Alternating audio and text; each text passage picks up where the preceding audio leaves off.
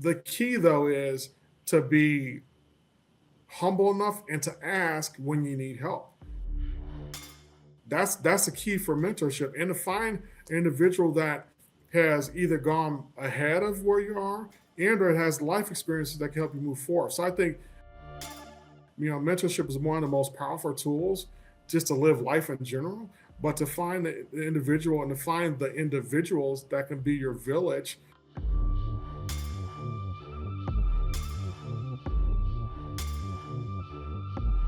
Success for anybody that wants to be successful in anything in life, if that's my health, if that's my family, my career, etc.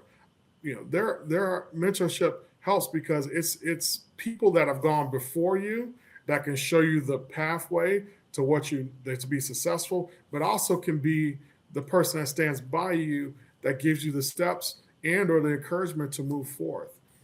I'll use one example more recently.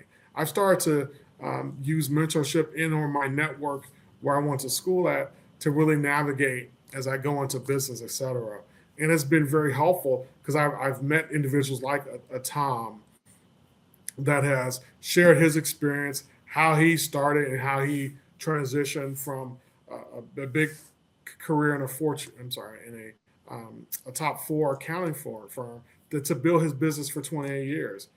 That time that I spent with him, the questions that I asked, and what his guidance was invaluable.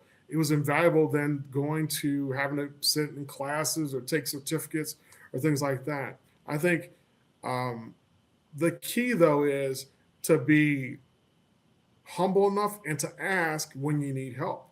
That's the key for mentorship, and to find an individual that has either gone ahead of where you are and or has life experiences that can help you move forward. So I think mentorship is one of the most powerful tools just to live life in general, but to find the individual and to find the individuals that can be your village that can help you move forward, that could be your sounding board, and that could quite frankly be like your board of advisors for whatever you're looking forward to do. Because I think we can't go in life in general alone. It's better to go with people that um, are invested in our interests, that can help provide the knowledge, and that can help us provide the tools that can get us there quicker and farther together. Thank you so much for that. I really appreciate that. I really do.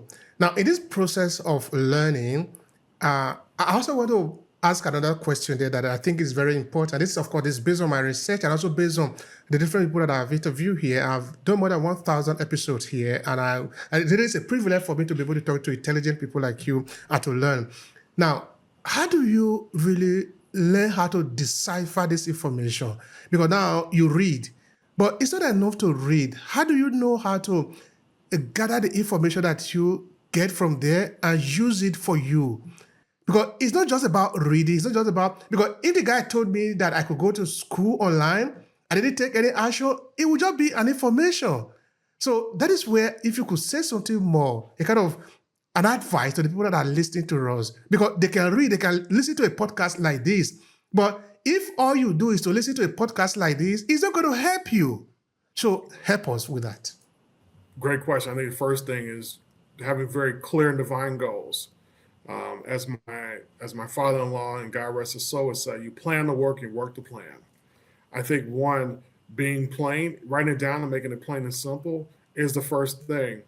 And having as those specific goals, I think from there is to then go out and seek the information. I'm always of the mindset you have to trust and validate what you're reading and or what you have, because I may see something that can be helpful or useful, but is that really the source, the source of truth, or do I need to go somewhere else? So I think it's almost like I want to say minding your business. You got to mind what you're reading and being deliberate, intentional. But then once you get that information, decide is that going to help me in my goal?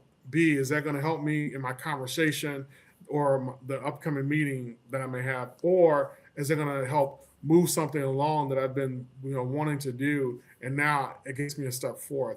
I think those are three key important things, because if not, then we can go into, I'll say, like a rabbit hole of information, we can go into information overload. So I think being deliberate and focused when you're doing that's going to be what's going to be important. It's going to be highly efficient of your use of time, and your use of resources and how you use those resources for the greatest good.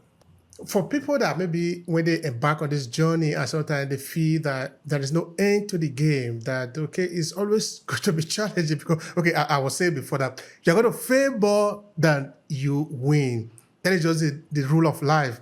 Because take a look at a little child that is starting to walk, because all of us have been children before. Nobody can say, I don't know how children do, no? You can look at a child is trying to walk. This child will fall more time than they will walk. They will know how to start to walk. But of course, when you start walking now, you don't fall anymore. But that moment that you are trying to start, you will fall because you have never risen before. That child had never walked on 2 feet before. So you try to hold something, it doesn't matter, you know? So to this individual now who don't want to look like the child, because we are grown and we don't want to fail. But I say we need to fail because now you fail, you know how to win. What do you say to this individual who want to only win? They don't want to fail. I don't know if you can study something. In order to win, you're going to have to fail because you can't learn what success is if you don't know, how things fell short. It's just a natural part of life. If you think about it, I think about Michael Jordan since I'm in Chicago. Michael Jordan didn't get the success he had until almost like his 5th or 6th year. He was injured. He sat out 63 games. He lost I think 1 or 2 conference finals. He had to learn that, well, I had to go back in. I got to learn. I got to get my body stronger. I got to trust on my teammates. And then when he did that, he then had the success to won 3 titles, and he went back to back for another 3. So if one of the greatest players of all time had to literally go seasons with losing, having injuries, setbacks, to then set up to have the success he had, I think it's the same thing for us in life. Like it's just a natural part of life for me. Like 3 years ago, I had significant eye surgery. I could not see the screens or what I was doing for at least a couple months. That's a huge setback. It's something that I have a very much appreciation for now, but I learned how to take that. I learned how to use resources that I did text to speech. I did things that I had to adjust and adapt because at the time I was like, man, I'm really setting myself back. I can't be my full self at work. I can't be myself now to my wife and my community. But I was like, well, wait a second. I had to learn what to use the resource in front of me to learn that was okay, that A, not to be okay, but B, to use, if as I thought was a quote unquote setback, was a setup for even greater and greater success. So yeah, I think success is going to be facilitated when you learn and when you're okay failing, but you learn through those lessons, you adapt, and then you plan the work, and then you get successful through that process. If not, then when you get success,